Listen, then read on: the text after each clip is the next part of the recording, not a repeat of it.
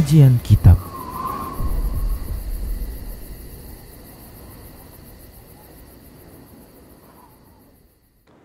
Bismillah, assalamualaikum warahmatullahi wabarakatuh. Innal hamdalillah nahmaduhu wa nasta'inuhu wa nastaghfiruh wa na'udzu billahi min shururi anfusina wa min sayyiati a'malina. May yahdihillahu fala mudilla lahu wa may yudlilhu fala hadiyalah. Wa asyhadu an la ilaha illallah wahdahu la syarika lah. Wa asyhadu anna Muhammadan abduhu wa rasuluhu sallallahu alaihi wasallam.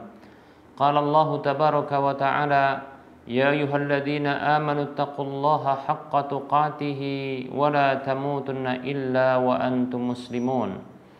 Ya ayyuhan nasu taqu rabbakumul ladzi khalaqakum min nafsin wahidah wa khalaqa minha zawjaha وبث منهما رجالا كثيرا ونساء واتقوا الله الذي تساءلون به والأرحام إن الله كان عليكم رقيبا يا أيها الذين آمنوا اتقوا الله وقولوا قولا سديدا يصلح لكم أعمالكم ويغفر لكم ذنوبكم ومن يطع الله ورسوله فقد فاز فوزا عظيما أما بعد فإن أصدق الحديث كتاب الله وخير الهدى هدى رسول الله صلى الله عليه وسلم وشر الأمور محدثاتها وكل محدثة بدعة وكل بدعة ضلالة وكل ضلالة في النار. Alhamdulillah, segala puji hanya untuk Allah tabaraka wa ta'ala. Selawat dan salam tak lupa kita ucapkan untuk Rasulullah sallallahu alaihi wasallam. Kita lanjutkan pembahasan kitab Minhajul Muslim di bab yang keempat tentang ibadah dan masih bahasan tentang sholat. Baik para hamba Allah rahimani warahmatullah, dalam kitab Minhajul Muslim ini tidak disebutkan terkait dengan hal-hal yang dibolehkan atau hal-hal yang dirinci ya dengan bentuk urutan ya terkait dengan apa yang dibolehkan. Baik para hamba Allah rahimani wa rahimakumullah, ada sebahagian yang tidak disebutkan dalam kitab Minhajul Muslim. Ini kita sebutkan dari referensi yang lain. Baik para hamba Allah rahimani wa rahimakumullah, hal-hal yang termasuk dibolehkan untuk dilakukan dalam sholat tentunya ketika ada kebutuhan. Karena sesungguhnya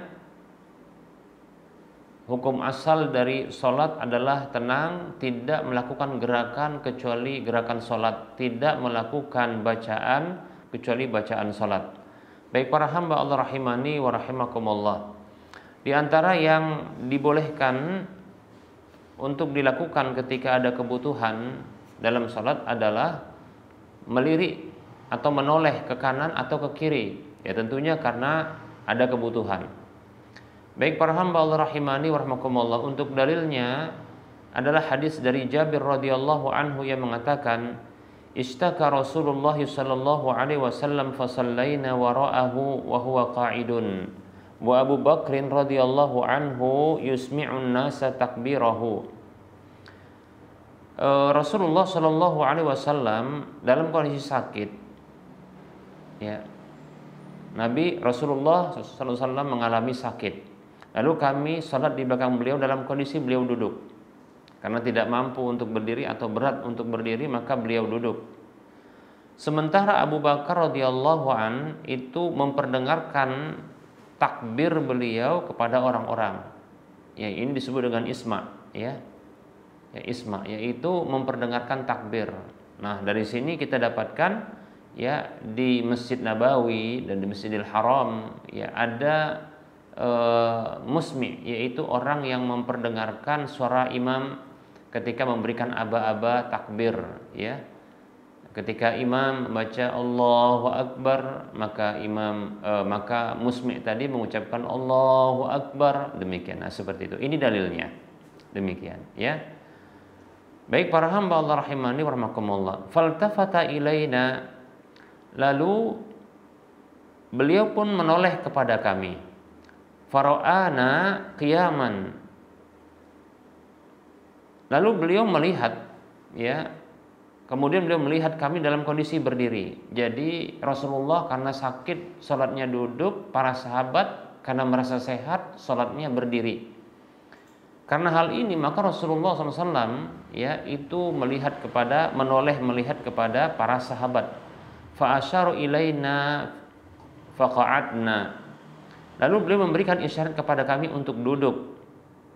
Fa shallaina bi salatihi qu'udan. Maka kami pun salat ya dengan salat beliau dalam kondisi duduk, demikian. Hadisnya hadis yang dikeluarkan oleh Imam Muslim, An-Nasa'i dan Abu Daud.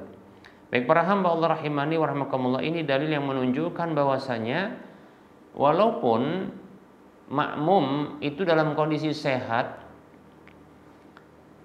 hukum asal sholat ketika mampu itu berdiri maka wajib untuk berdiri. Namun kita perlu ketahui dalam kondisi berjamaah di mana ada imam dan ada makmumnya, maka ketahuilah sesungguhnya makmum diwajibkan mengikuti imam karena imam dijadikan memang untuk diikuti. Kata Nabi sallallahu alaihi wasallam, ju'ilal imamu innama ju'ilal imamu yu'tamma bihi. Ya, innama ju'ilal imamu liyu'tamma bihi. Sesungguhnya imam itu dijadikan hanyalah untuk diikuti. Fa idza kabbara fakabbiru, kalau dia takbir maka takbirlah. Ya. Fa idza raka'a farka'u, kalau dia rukuk maka rukuklah, demikian. Wa idza rafa'a farfa'u, kalau dia bangkit maka ya bangkitlah, dan seterusnya. Wa idza sajada fasjudu, kalau dia sujud maka sujudlah. Baik para hamba Allah rahimani wa rahimakumullah. Nah, demikian ya. Ini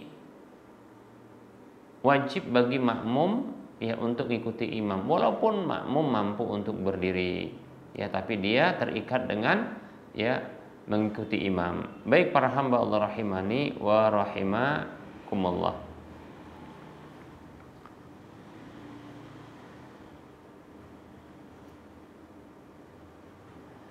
Baik para hamba Allah rahimani wa rahimakumullah. Kemudian yang kedua, bolehnya untuk menoleh. Nah, ini dia, bolehnya untuk menoleh ketika memang berdiri ya, ketika memang diperlukan ya. Ketika diperlukan untuk menoleh ke arah kanan atau ke kiri ya, maka ini dibolehkan. Bahkan memberikan isyarat dengan tangan contohnya untuk turun, atau kalau dalam kebiasaan orang Arab untuk diam dengan seperti ini, untuk tenang ya. Nah, seperti itu. Baik, maka itu dibolehkan, gerakan ya yang dibolehkan ketika memang ada dibutuhkan.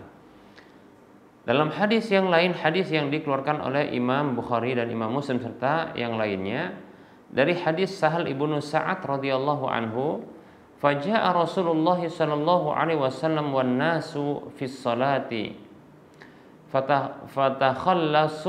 fatakhallasa hatta waqafa fis shaf. Lalu datanglah Rasulullah sallallahu alaihi wasallam sementara orang-orang masih dalam kondisi salat ya. Lalu beliau pun berlalu sampai beliau tegak dalam shaf. Fasaffaqan nasu, maka orang-orang pun memberikan isyarat dengan tepukan. Ya, orang-orang memberikan isyarat dengan tepukan, yaitu suara-suara agar imam yang ketika itu adalah Abu Bakar radhiyallahu an itu mengambil perhatian. Wa kana Abu Bakr radhiyallahu anhu la yaltafitu fi sholati. Dan ketika itu Abu Bakar radhiyallahu an tidak menoleh dalam salat. Enggak mau noleh gitu ya. Padahal orang-orang udah pada berisik. Ribut maksudnya adalah bukan ribut mulut. Ya. Tapi isyarat dengan suara, yaitu tangan yang dipukulkan kepada anggota badan yang lainnya. Falamma aktsaron nasu at-tasfiqa iltafata. Maka tatkala orang-orang sudah banyak ya menepukkan tangan-tangan mereka ya, maka beliau pun iltafata, beliau itu menoleh. Ya, fara'a Rasulullah sallallahu alaihi wasallam, maka ia pun melihat Rasulullah sallallahu alaihi wasallam. Baik, ini menunjukkan bolehnya untuk menoleh ketika memang ada dibutuhkan, demikian ya. Ya kalau tidak ada kebutuhan ya jangan toleh kanan, toleh kiri ya, tidak boleh. Apalagi ya toleh atas ya.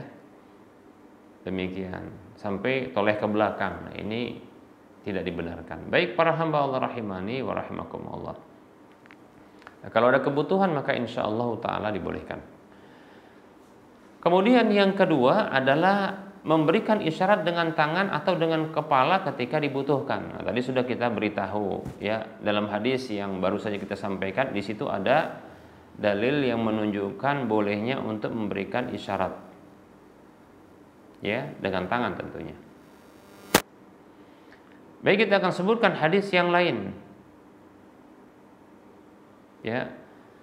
Dari sahabat Jabir radhiyallahu anhu yang mengatakan, arsalani Rasulullah sallallahu alaihi wasallam wa huwa muntaliqun ila bani al-Mustaliq. Rasulullah sallallahu alaihi wasallam mengutusku ya dalam kondisi beliau bergerak ya beranjak menuju Bani al-Mustaliq.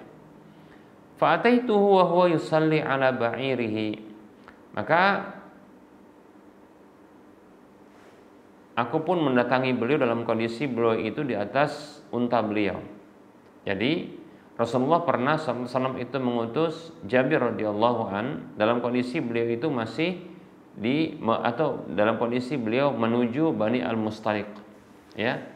Maka Jabir radhiyallahu an mendatangi Rasulullah SAW wa huwa yusalli ala ba'irihi, dalam kondisi beliau salat di atas unta beliau. Fakallamtuhu, lalu aku pun mengajak bicara beliau. Faqala biyadihi hakadha. Ya. Lalu beliau sama-sama memberikan isyarat dengan tangan beliau seperti ini. Yaitu memberikan isyarat dengan tangan beliau ya. Seperti ini. Mungkin wallahu ta'ala disuruh mungkin diam ya, seperti itu. Ya. Summa kallamtuhu, kemudian aku pun mengajak bicara beliau lagi, faqala biyadihi hakadha. Ya, lalu beliau pun ya memberikan isyarat dengan tangan beliau. Wa ana asma'uhu yaqra'u, sementara aku mendengar beliau membaca ya, dalam kondisi membaca.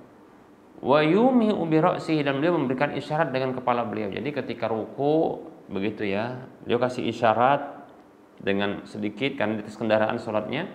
Ketika sujud lebih lagi ya demikian, lebih merunduk ya. Falamma faragha, tatkala beliau selesai dari sholat beliau, qala, beliau mengatakan,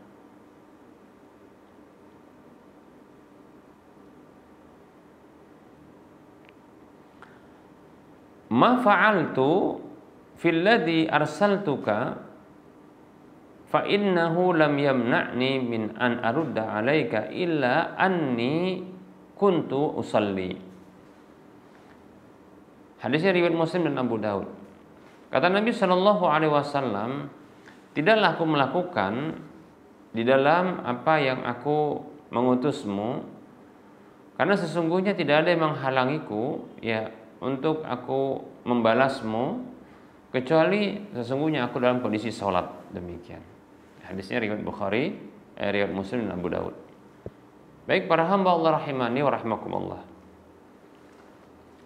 Nah, dari sini Rasulullah memberikan isyarat ya, Rasulullah memberikan isyarat ya dengan tangan tatkala ada sahabat beliau yaitu Jabir radhiyallahu anhu ya mengucapkan salam atau berbicara dengan Nabi sallallahu alaihi wasallam. Beliau tidak berbicara ya, beliau hanya memberikan isyarat saja, demikian.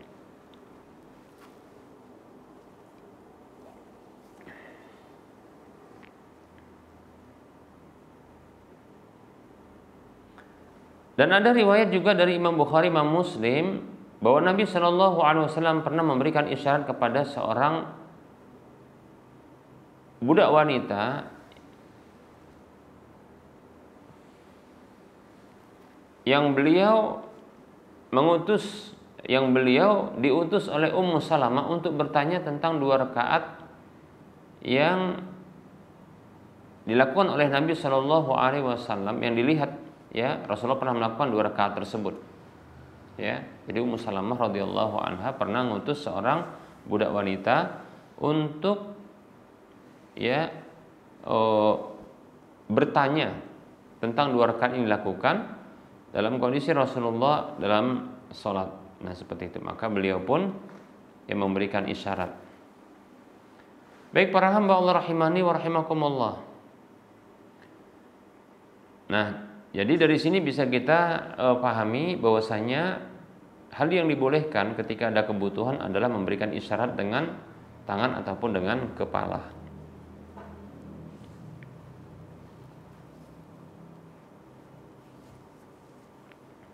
Baik para hamba Allah rahimani wa rahimakumullah, kita lanjutkan. Hal yang boleh berikutnya untuk dilakukan adalah membalas salam dengan cara memberikan isyarat. Ya, dengan cara memberikan isyarat.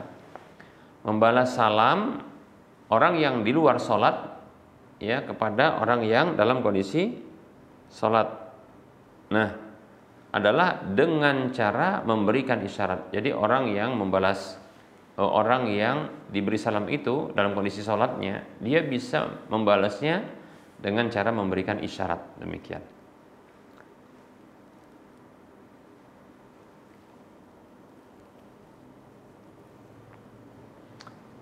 Baik para hamba Allah rahimani wa rahimakumullah, isyarat tersebut adalah dengan tangan. Berdasarkan hadis Abdullah ibnu Umar radhiyallahu anhuma, ia mengatakan kharaja Rasulullah sallallahu alaihi wasallam ila Quba yusalli fihi. Dahulu Rasulullah sallallahu alaihi wasallam itu biasa, ya, Rasulullah dahulu sallallahu alaihi wasallam, ya, itu biasa keluar menuju Quba untuk sholat di sana. Ini anjuran untuk sholat di Quba, ya. Bahkan dalam satu hadis disebutkan, ya, siapa saja yang keluar dari rumahnya, dan yang lain disebutkan ada tambahan untuk berwudu, ya, kemudian dia sholat 2 rakaat, ya, menuju di Quba, Masjid Quba, maka dia mendapatkan pahala umroh, ya, dia mendapatkan pahala umroh, ya, luar biasa ini, ya. Jadi pahalanya, ya, walaupun tidak perlu melakukan umroh dengan berangkat ke Mekah, dengan berangkat saja ke Quba maka sudah terhitung, ya, ini umrah. Baik, kharaja Rasulullah sallallahu alaihi wasallam ila Quba'in yusalli fihi. Rasulullah sallallahu alaihi wasallam, ya, itu keluar menuju Quba untuk sholat padanya. Faja'athul ansaru, lalu orang-orang Ansar pun datang kepada beliau. Fasallamu alaihi, lalu mereka pun mengucapkan salam kepada beliau, wa huwa yusalli, dalam kondisi beliau masih sholat. Faqultu li Bilalin, lalu aku bertanya kepada Bilal, ya, aku bertanya kepada Bilal, itu Abdullah bin Umar bertanya kepada Bilal, ya, radhiyallahu anhum, ya. Kaifa ra'aita Rasulullah sallallahu alaihi wasallam yaruddu alaihim hina kanu yusallimuna alaihi wa huwa yusalli?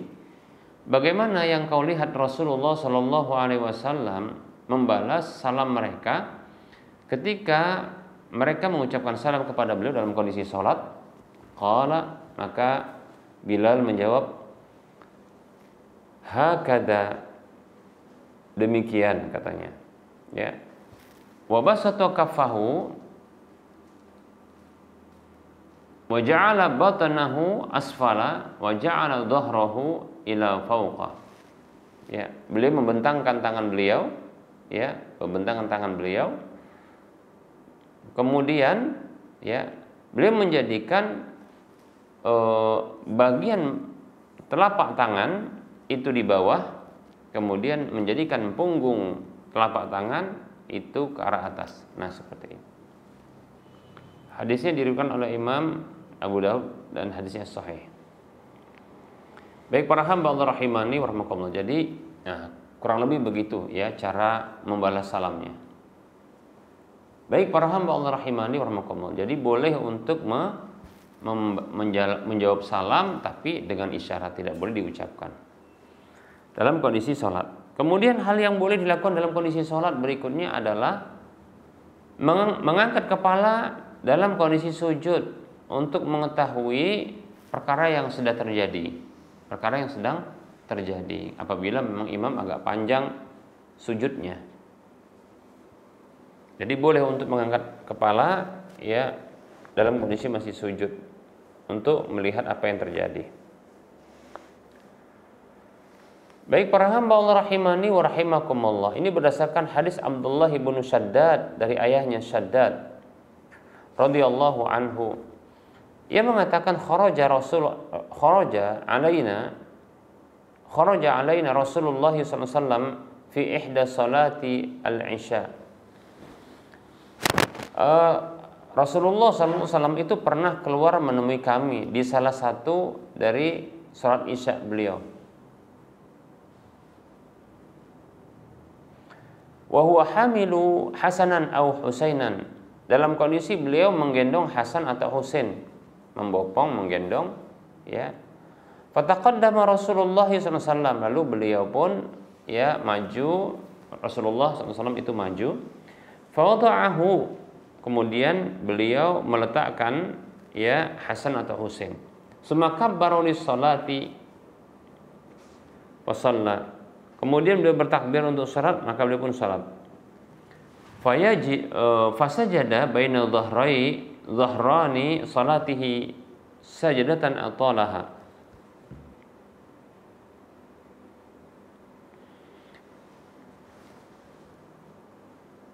Lalu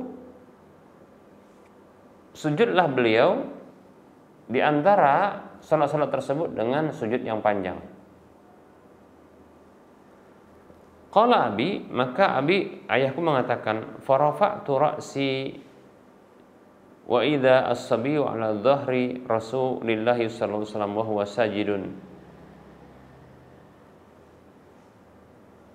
Lalu ayahku mengatakan, berarti yang meletakkan adalah Shaddad ya. Ayahku mengatakan, aku mengangkat kepalaku, ternyata ada anak kecil yang berada di punggung Rasulullah sallallahu alaihi wasallam ya.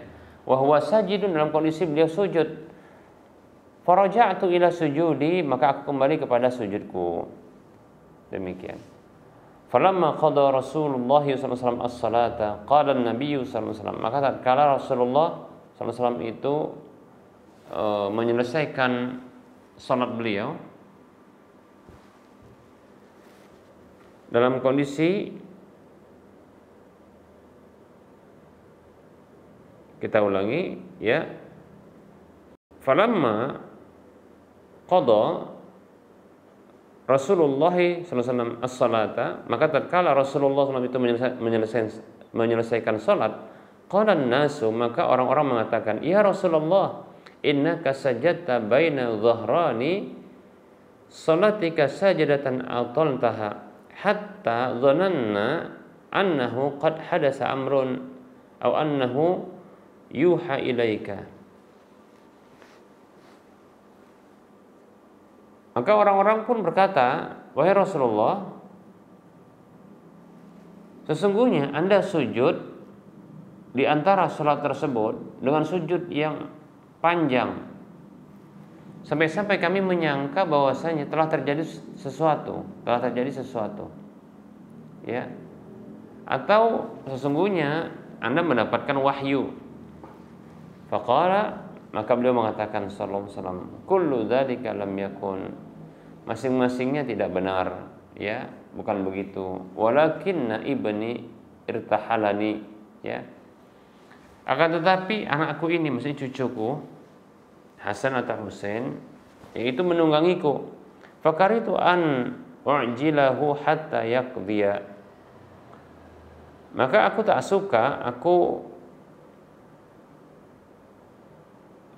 mempercepatnya sampai dia selesai. Demikian ya, Masya Allah. Ini hadisnya diriwayatkan oleh Imam An-Nasai dengan sanad yang hasan. Banyak faedah dari hadis ini. Yang pertama, begitu sayangnya Nabi SAW kepada anak kecil ya, dimana Masya Allah ya, sayangnya beliau itu bahkan sangat lebih ya, yaitu kepada cucu. Demikian Ya, ini memang kita dapatkan para hamba Allah rahimani warahmatullah, ya. Memang seorang kakek atau nenek itu sayang sama cucu secara berlebihan, ya. Nah, terkadang kalau tidak dikontrol yang seperti ini membuat ya cucu ini manja, ya, dimanjakan oleh kakek dan neneknya. Terkadang, nah inilah kakek dan nenek ini harus paham tentang pendidikan anak, ya, agar ya pemberian yang ini bisa memanjakan mereka ini tidaklah membuat akhirnya mereka ini ya susah dengan sifat kemanjaan yang berterusan ada pada mereka. Nah, seperti itu. Baik para hamba Allah rahimani wa rahimakumullah. Dan bentuk kasih sayangnya Rasulullah kepada anak-anak sampai pun beliau ditunggangi, beliau itu rela, ya, bahkan berlama-lama demikian, ya. Padahal dalam kondisi sholat. Baik para hamba Allah rahimani wa rahimakumullah.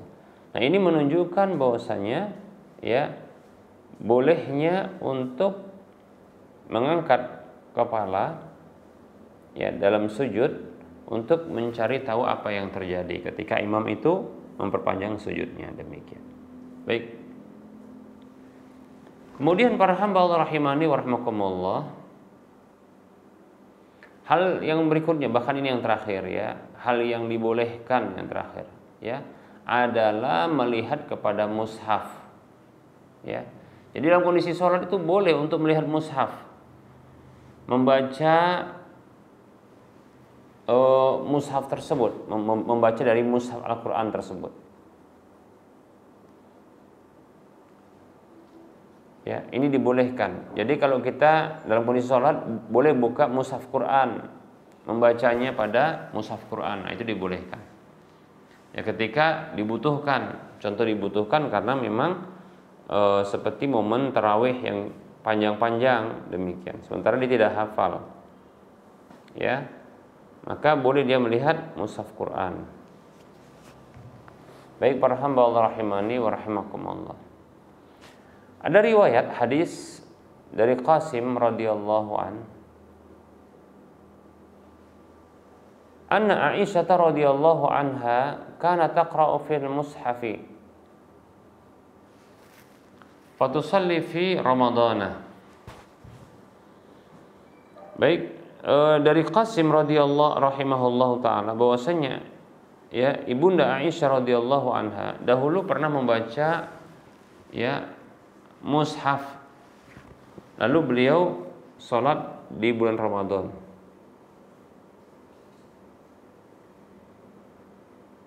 Ya, lalu beliau sholat ya di bulan Ramadan. Ketika itu sholatnya adalah di bulan Ramadan. Ya, ya wajar ya, seperti sholat tarawih ini biasanya kan panjang-panjang sholatnya, ya, sehingga barangkali dikhawatirkan kelupaan, maka membacanya dengan melihat mushaf, demikian. Begitu juga ini tadi riwayatnya diriwayatkan oleh Imam Abdul Razak ya dan Ibnu Abi Daud dalam Masahif.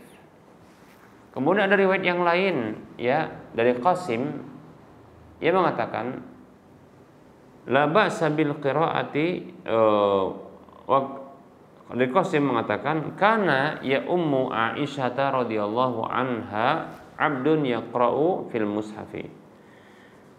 Ya, dahulu ada seorang budak yang mengimami ibunda Aisyah radhiyallahu anha ya, yang membaca pada mushaf, ya, membaca pada mushaf si budaknya, ya.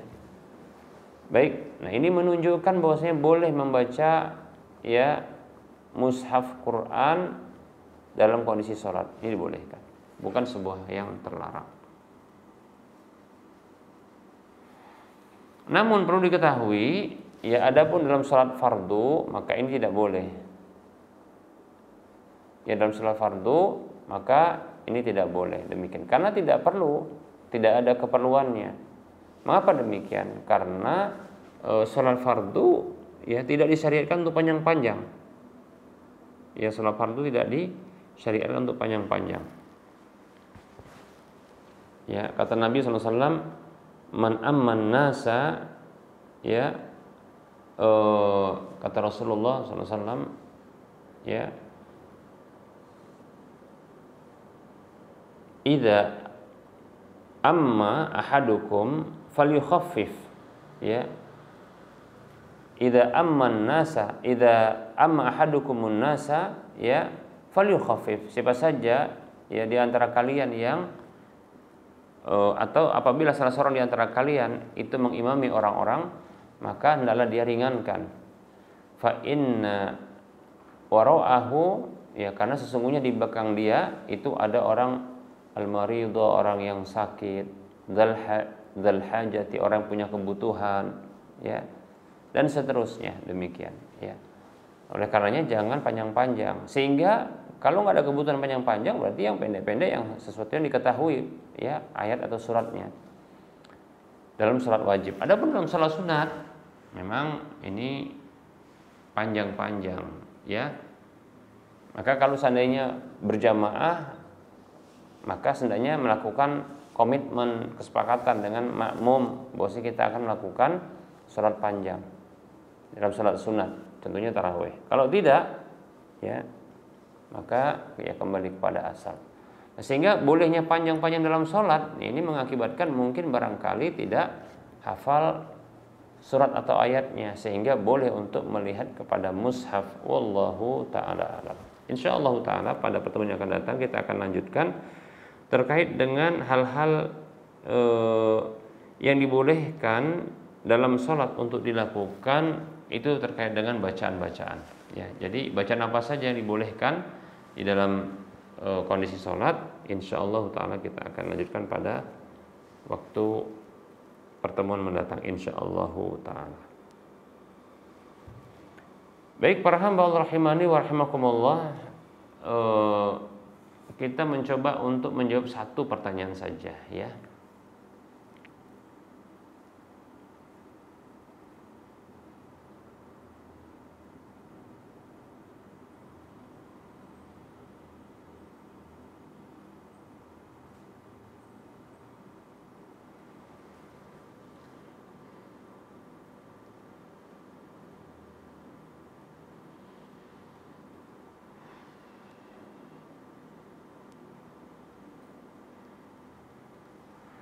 Bismillah, assalamualaikum Ustadz. Afwan, saya mau bertanya, apakah boleh seorang istri lebih memilih untuk tinggal bersama orang tuanya dibandingkan dengan mertuanya?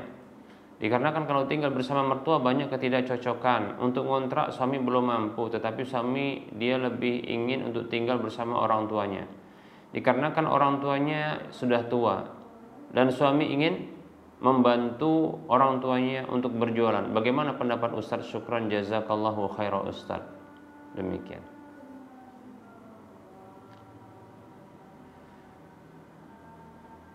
Bismillah, waalaikumsalam warahmatullahi wabarakatuh. Sesungguhnya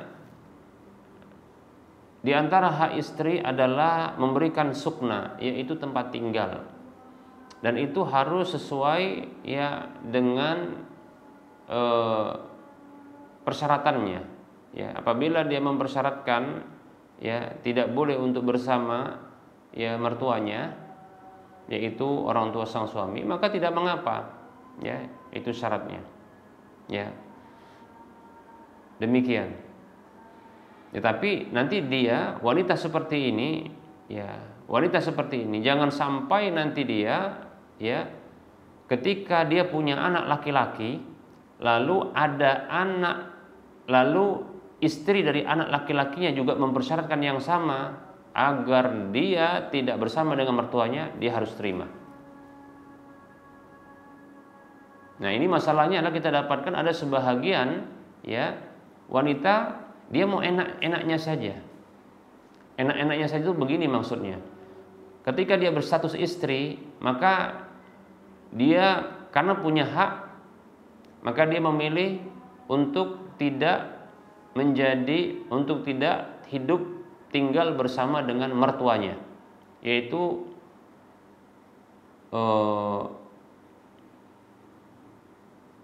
ibu atau orang tua dari suaminya. Tapi ketika dia berstatus menjadi ibu, dia ingin pula tinggal bersama dengan anak laki-lakinya. Nah, ini nggak tepat yang seperti ini. Ini mau enaknya sendiri yang begini, ya.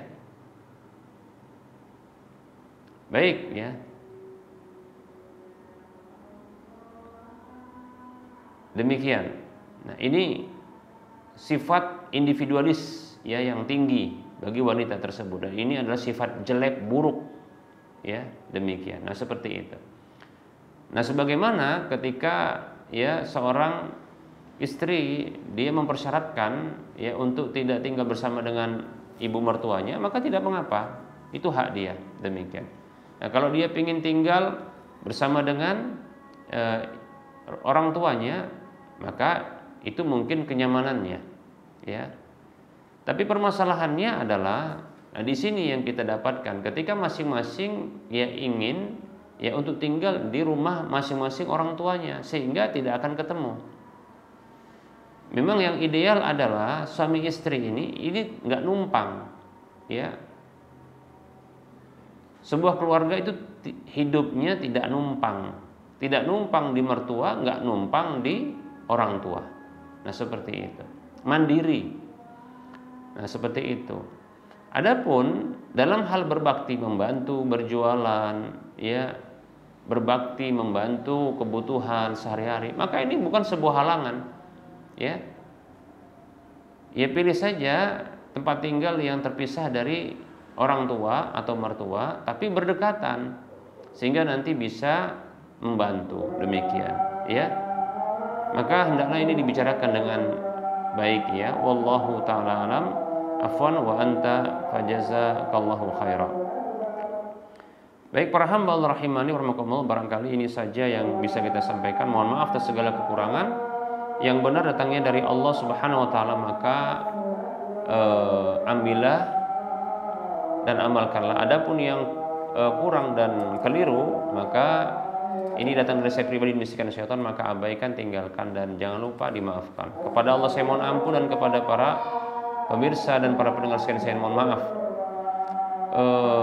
Sebelum kita mengakhiri perjumpaan ini, ya seperti biasa kita memberikan motivasi untuk berdonasi, membangun Masjid Al-Muwahhidin. Siapapun di antara kita yang ingin punya rumah di surga, siapapun yang ingin minimal pahala dari apa yang diinfakkannya 700 kali lipatnya, ya, dan siapapun yang ingin dia mendapatkan pahala yang terus mengalir, maka mari berdonasi membangun masjid, ya, Masjid Al-Muwahhidin, insyaallah taala akan menjadi Islamic Center di wilayah Medan dan sekitarnya.